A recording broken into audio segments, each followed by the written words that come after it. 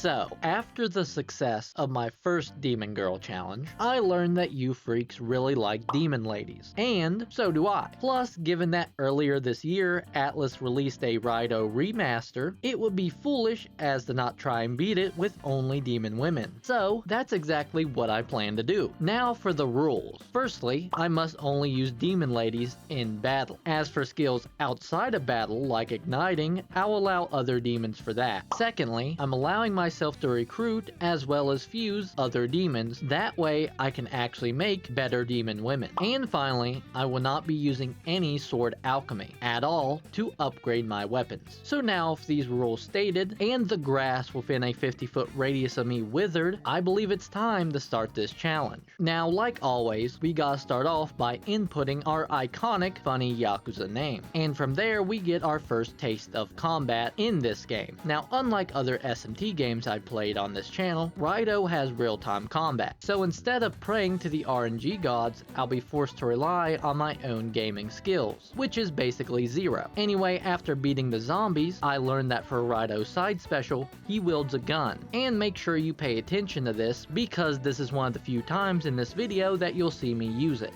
But as for something I'll use quite often, we get magic. Now take what I'm about to say with a grain of salt, because this is only my second playthrough of the game, but magic is really good compared to physical, due to its ability to stun enemies that are weak to it. Now, after using the art of arson on this Naga, I finally learned how to capture demons. Except instead of getting Pixie, like in most SMT titles, I instead get Ukobak, who I'm forced to use in the next trial, ending my run from the get-go. But we can pretend like that didn't happen, okay? But I really can't say that for the next fight, because we have to face Sodako. Okay, well, it's not actually Sodako, but it's the legend that Sodako was based on. Okay, not actually, because Okiku Mushi isn't actually Okiku, but is instead a caterpillar-like yokai that is said to have the vengeful spirit of Okiku in them, so take that as you will. This joke has ran past the point of being funny anymore. Anyway, Okiku Mushi is the first demon in the game with a shield, meaning that in order to stun her, we have to take care of it first. But luckily for me, the element she's weak to will do more damage to said shield. So it's not hard to defeat her at all, is what I would have said if it wasn't for her growing another 10 feet. But this is where Alp jumps in to help,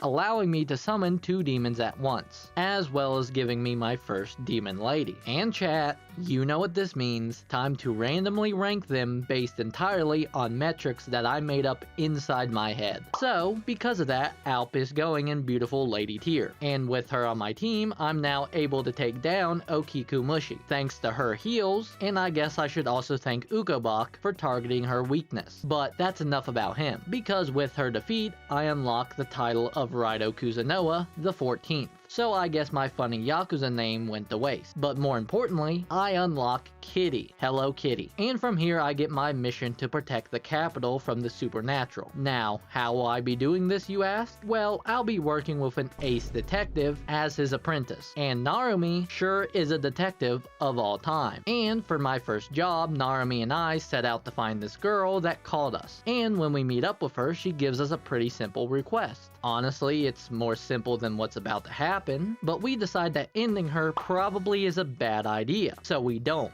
And instead, she ends up getting kidnapped by some knockoff stormtroopers. And with that, episode 1 begins. Yippee. Starting on the following day, I decide to bribe another detective for information, and by bribe, I mean light him on fire with Ukobak. Then after he spills the tea about the missing Daidoji girl, from there we go and meet with her uncle, and learn no new information. So instead, we steal a picture of her and ask her classmates about her. And again, we don't learn anything because she was sent to the Shadow Realm. So upon entering said Shadow Realm, I make it my top priority to ignore the girl in danger and instead recruit Pixie. And chat room, we all know where Pixie belongs. Anyway, now the only thing between me and Tsuchigomo is an actual wall, but said wall can easily be destroyed with an electric attack. The problem is that nobody knows an electric attack, and if I use a Gathon, my run will be dead. Well, more dead than before, but you get my point. But just when I thought all hope was lost, a savior stepped up. Capitalism. Because at Konoya, I can buy a book of Zio and give it to Pixie, so that way she can destroy the Nethergate. As for the Tsuchigomo fight, I start off by learning Devil's Bane, a strong attack I can land either by rushing the enemy, getting them off balance, or by evading an enemy's attack at the right time. Now, after defeating the first one, 3 more spawn in, which is bad. But before this fight, Raidou learns Bufu, which is good. But the 3 Tsuchigomo easily overpower my team, and I get wiped, which is bad. So after this, I devise a plan. You see, while I haven't been taught this trick yet, I know you can hide your demons away so they can't take damage from the enemy, but in turn, they also can attack. So I would hide my demons and run around until I could use Bufu again. Then with the Tsuchigomo stunned, I would send out my Harem to attack with me. Repeat this 3 times, and boom, first mini-boss done. And after speaking to Rin again, she tells us that in the Daidoji family, girls who turn 16 are then possessed by a demon. So to see if we can stop Kaya from being demoned away, we once again snoop around her house and find a super not suspicious secret tunnel that contains one big Taras, who wants to get white girl wasted. So after heading back into town and laying down the Riz on this lady, we get rewarded with said special wine. And speaking of Riz, I meet up with my goat Victor to fuse my first demon lady of the challenge, that being this angel. Sadly, it's not the freaky ass version, but she's still a very pretty lady. Anyway, after getting Big Taras crunk off the bob, he then, like in most games, turns on us. So we gotta teach this old man a lesson. Now at the start of the fight, I learned to use Spirit Slash, a move that will do the most heavy damage to an enemy. So in most cases, it will just target their weakness. In this case, that is Pyro. And this time I actually have a teammate who can also strike Taras's weakness. So it doesn't take long for him to surrender and help us cross the river. And once we reach the other side, we find Kaya's iconic cage.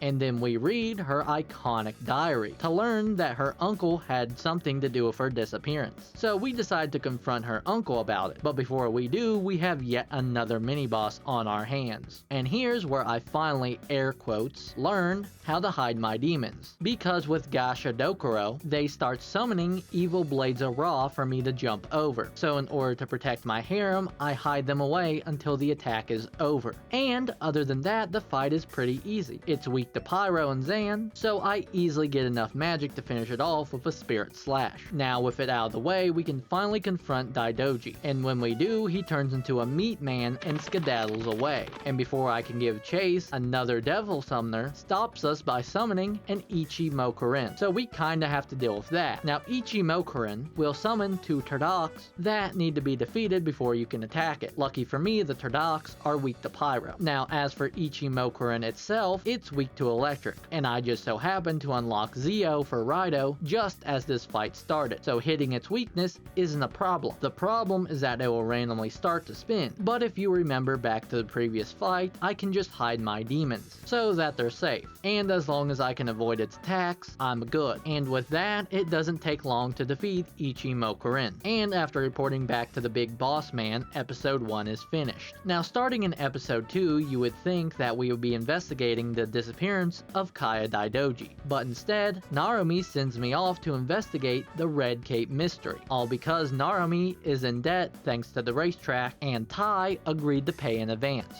But I unlocked Zan for Raidou to use, so that's a plus. Anyway, while I'm questioning people about the Red Cape, I also mention Kiyoshi Daidoji, where I learned that he's good friends with a man named Dimpachi, so I obviously try to meet the guy. But when I do, I get stopped by some Yakuza, which at this point in time, I already knew how to take care of. So after winning over their boss, I get access to their territory, so I can finally meet with Dimpachi. Never mind. Anyway, after defeating the zombie soldiers that I was left with, a man asked me to break him out of his cell, and in order to do so, I buy a lockpick from the greasy old guy at Konoya. If you couldn't tell by now, a lot of this game is just running around and talking to people. But then again, I guess that's what being a detective is all about. But to break up this monotony, I decide to fuse a demon that can use all elements of magic, that being Mermaid. And because she was so useful in this challenge, I'll say that she's a gorgeous lady. Now upon returning to the Cage Man, in the Zaza realm, I'm met with an ambush from the evil red guys. Now the super soldiers aren't hard to beat, but they do have this annoying little move move called Rapid Shot that rapidly shoots you, and while it does do doo-doo-ah damage, it basically stuns you for a few seconds. But thanks to Mermaid, I'm able to attack their force weakness, and save the mystery man from the cage, who just so happens to be Dimpachi. Now you would think logically that after saving his life, he would tell me about Kiyoshi, but instead, this greedy bastard expects me to do yet another favor for him? Like, nobody. Get the iconic finger wag of shame. But I'm forced to find his sister, and when I finally do, she wants me to do her a favor. Chat, excuse my language, but how useless are these dookie heads anyway? Am I right? Anyway, after speaking to Tay, she tells me more about the hit and run case. So from there, I proceed to run in circles, waiting for the demon who pancaked Dimpachi's sister's boyfriend. And lo and behold, the demon is an actual car. And while Oburo Guruma are commonly depicted as ox carts, I guess a car is the most modern equivalent to that, so good enough for me. Anyway, Oburo Guruma apparently doesn't have any snow tires because it's weak to ice. And with the help of an actual frost demon, I'm able to total this vehicle despite the fact that I like to fire out pure purple piss lasers. Now after the fight, Oburo Guruma gives me a rickshaw knob and says it was dropped by the red cape that attacked it. But before I can use my epic detective skills to figure out that Dimpachi is the red cape, the mysterious red cape attacks. But before I engage him in battle, I decide to fuse a Lilum, mainly because Pixie wasn't cutting it anymore. And as for Lilum, I mean she's the most demon girl looking lady so far. Guys, come on now. As for the red cape fight, well, other than his fire type anger blast and status ailment beams, he'll occasionally throw cars onto the battlefield, so I have to hide my demons and dodge roll away from it. But other than that, he has nothing new, and with his electric type weakness, it's easy to stun him and finish him off. I know I haven't really been talking that much about the combat of this game, but unlike turn-based games, real-time combat games are sort of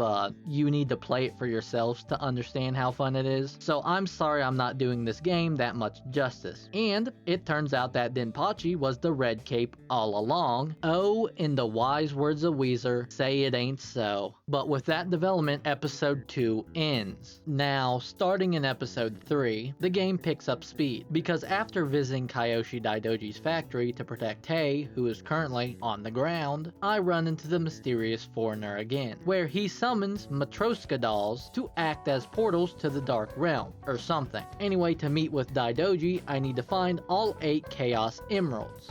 I need to find all 3 shards to break the seal, and each time I find a shard, I'm forced to fight a wave of Okiku Mushi. And just like in the tutorial battle, she's weak to Pyro, so it's not much of a challenge. The only reason why I brought it up was because I recruited my own Okiku Mushi, and I'll give the bug version of the ring girl a solid beautiful lady tier. Anyway, after breaking the seal, Daidoji tells me what's been going on, is what I would have said if it wasn't for this little jellybean goober thing that came out of his body. And after it pieces out, I get introduced to our foreigner friend, Rasputin, who, like every good antagonist, begins to yap about his super secret evil plans before hitting me with the iconic "I've said too much," followed by a demon fight. Now Chernabog, like Okiku Mushi, is weak to Pyro, and once you defeat it, it will split into 2 Chernabogs, then 3, then back down to 2, and then finally 1. And really the only scary attack it has is its poisonous mushrooms, but I take care of it like I've been doing, so Chernabog was really a pushover. And just like that, we can move on to episode 4. And remember that greasy old man from Konoya? Well, he hires us to find his missing packages, and it just so happens that those packages have been sent to the Dark Realm, all thanks to Trivlog here. Now this fight was a bit more challenging than Chernabog, so I was forced to rely on Mermaid and Lelan Shi to strike his weakness. And as for Lelan Shi, she goes in beautiful lady tier for obvious reasons. Anyway, one spirit slash later, and both Slavic gods were done for. And with one more iconic finger wag to Big Taras, I unlock the ability to ride him, so I can visit the oddly placed church and face off against Rasputin, who is the 3rd main boss in a row weak to electricity. But other than that, Rasputin summons Matroshka dolls that, like the red cape before, will shoot out pure purple piss lasers of doom. Luckily they aren't hard to destroy, and other than his Megiddo, he'll summon a larger Matroshka doll to shoot a funny laser gun. But arguably it works more in my favor most of the time, because I can just easily counter it for a follow-up attack Then once I finish him off, he starts to short circuit before exploding, and this time I actually mean it. But this won't be the last time we see him. But for now, I'll show you guys, my beloved audience, not one, not two, but 3 new demon ladies. See, I'm a generous god. Starting off, we have Arachne, and holy shit,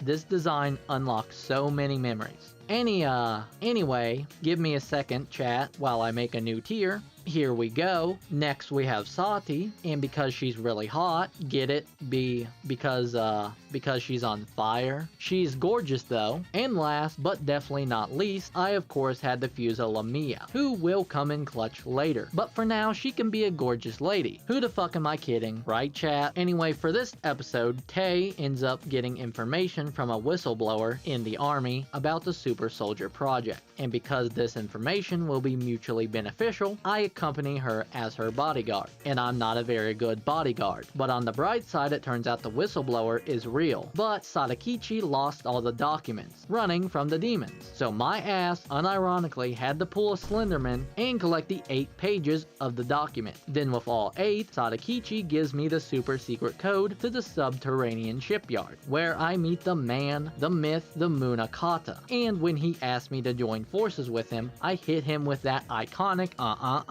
and then I'm forced into a double boss battle. I'm going to butcher this, but Nagatsuniko is weak to fire, and his brother, Abihiko, is weak to ice, so hitting their weakness isn't a problem. What is a problem is their move called Amatobe, where they start to spin around the entire arena. So when that happens, I'm pretty much forced to dodge roll around, because if I get hit even once, I'll be locked into a combo until I explode like Rasputin. Now you can easily stop them from using this move by simply defeating one of the brothers, which will then buff up the remaining one, thus turning the arena into a bullet hell game. But little do they know I have years of experience under my belt, so that wasn't the annoying part. But my having 2 demons weak to ice constantly getting hit with frostbite wasn't ideal. But after some more wailing, Abihiko went down, and luckily for me, Munakata left me a little gift in the form of Kaya Daidoji. So that's part 1 of the mystery solved. Now in episode 6, nothing happened. Me and Kaya walk around looking for the mystical orb of Ra and power until we find it. Then Kaya hits me with an Ooga Booga Booga, I'm an evil demon, before stealing the orb and running away. Also during this episode, a dog shares its dream with me, so being nice, I decide to share mine as well. Then in episode 7, Sadakichi reveals that he actually works for the Navy, and that the Navy works for Yatagarasu. Kinda odd that such an important organization would work for a crow, but who am I to judge when I would work for an Arachne any day of the week? But Sadakichi tells me that Lord Takage has been cursed, so we need to take on the curse to find the caster, which just so happens to be this bush. But first I think it's time for a new demon lady, mainly because I need one with force magic, that being Idun, or Eden, I don't know which one's correct. But anyway, she's pretty.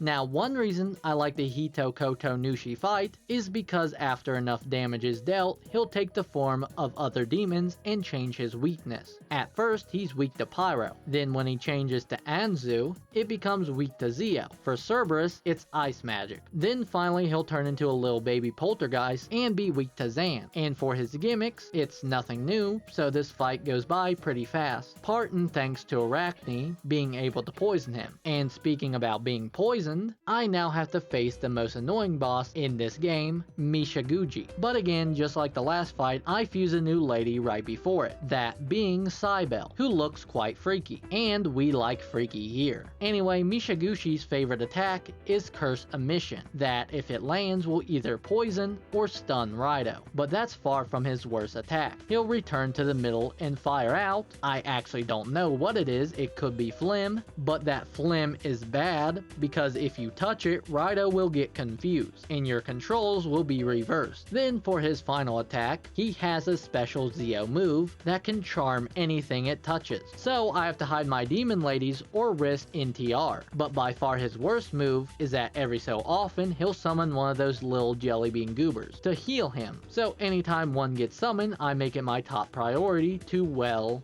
blow it up. But once you understand his gimmicks, they can can easily be avoided. So from there, I continue to hit him with Bufu until he's defeated. And remember that Russian robot from before? Well, he might have pulled a Fire Emblem Awakening and messed with time, sending me and Kitty, shout out Kitty, to an entirely different timeline. So the entirety of episode 9 involves me getting back by fighting 3 demons. The first and hardest being Omitsuno, mainly because at the tail end of our fight, both Cybele and Eden faint, leaving me to utilize the Tsuchigomo strat of just rolling around and using magic until I finish him off. Next up was our beloved Susanoo, but in order to fight him, I have to send a Fury Demon through this barrier to move a cable car. So I choose Lamia to do it, because one, pretty snake lady, I'll have to fight must fail before doing it. And I said at the beginning of the video, all fights must be done with a demon lady. And this fight is pretty simple. Lamia can just poison him with Venom Strike, and from there just run around to avoid his attacks while the poison does chip damage. Now on to Susanoo, and second verse same as the first. Towards the end of the fight, Eden and Cybele go down, but unlike with Omitsuno, I actually remember to equip Raidou with Susanoo's weakness, so that I could take care of him faster. The final one was Yamano Orochi, and it was the easiest to deal with, because after getting rid of the Jack Frost that can use Dire Rahan, he had no other threat, and with that, I get all of the items I need to return to my world. But not before the Raidou of this world tells me that the demon that possessed Kaya is probably a future Raidou Kuzunoa. But now that I'm back in my world, the plot can start moving again, because after all, I'm the main character. And my first task is to fuse the final demon ladies I'll be using for this run. But don't be sad, dear viewer, because I saved the best for last. Firstly, I do need a good healer, so the best option was Parvati, and I was going to say she was a pretty lady, but then I remembered that she had her feet out, so that alone is a tier upgrade. And finally, for a powerful magic user, I fused Skaha. And yeah, chat, your asses are not arguing about this one. Anyway, now with them, I can face off against Munakata, is what I would have said if it wasn't for the fact that Munakata is dead. So instead, I face off against Sukuna Hikona. Now, if it wasn't for the fact that physical doesn't work against Sukuna Hikona, the other reason as to why this fight is hard is again due to the jelly bean goobers, because if Sukuna summons them and you don't protect your demons, they'll be dragged into the Shadow Realm. Now, every once in a while, Sukuna will rest in the middle of the arena, and you can get some free hits in on him, but sometimes it's a bait for him to land a powerful attack, and I also had a very close call due to said powerful attack. And after recovering from that, I successfully defeated Sukuna Hikona and saved Japan. Well, not actually, because the giant mecha warship is still running rampant, so in order to stop it, I kid you not, I have to launch a rocket with Kitty into space to destroy the satellite. Now Kitty can't do shit by himself because he's a kitty, so I also send along Cybele, because the powers up there protecting it are weak to electric damage. But it really didn't matter what demon I sent, because it's not hard at all to destroy it. So with no more Munakata, and with no more super big epic warship mecha, we can all live in peace now, right? Right? Well, no, because I forgot all about Kaya Daidoji, aka Raidou Kuzunoa the 40th. Now a good chunk of the final boss is just me refighting all of the other bosses in the game thus far, which I will not be mentioning because 1, I already fought them, and 2, they don't bring any new gimmicks to the table other than inflated HP. So, on to the first phase of Raidou the 40th, and it's straight up a one-on-one battle with him, where I can't summon any of my demons. But the best way to get through this phase is to dodge their attacks at the right time to counter them. Then at low health, the 40th will summon a fucking warship that you're supposed to destroy. Now the fight goes like this. You'll first fight 2 Rakasha, then 2 Arahabaki, and then finally 2 Lilith. Then after defeating them, the warship will pull up to the island you're on, where you can then attack it. That's it. Really the only hard thing to deal with was the 2 Arahabaki, because they don't have a weakness you can can exploit, so the Yasumagatsu can get more hits in with its missile. But this phase is more repetitive than challenging, and when you finally finish it, the Yasumagatsu will turn into the Soulless God and fight you. Here you have to destroy both of its arms, while avoiding its soulless cannons, which is easy to do, just don't be in the big red circle, its soulless beam, which to avoid, all you have to do is hide under the arm casting the beam, and then finally its Magatsu Crush, which requires me to hide my demons and run into the corner of the island to avoid it. And once you know your way around its attacks, the arms aren't hard to destroy. And once you manage to do that, you then get to the final phase, the true Soulless God. And for the final phase, you would think it's also the hardest, but it's really easy. It has all the gimmick moves from the previous bosses, as well as it's weak to all magic. So as long as you remember how to avoid the other bosses' gimmicks, the true Soulless God is easy to defeat. And once you defeat it, you rescue Kaya from the 40th, and then you look out at the sunrise on the city you just saved. And with that, the credits roll. So, can you beat Raidou Kuzunoa and the Mystery of the Soulless Army with only demon ladies? Well, as long as you're not counting the tutorial, you definitely can. And if you're at this point in the video, I kinda figure that you might like it. And if you do, a like and subscribe are always appreciated. I have other SMT and Persona videos on my channel, so feel free to check those out as well. But bye bye for now, and always remember to have a fantastic day.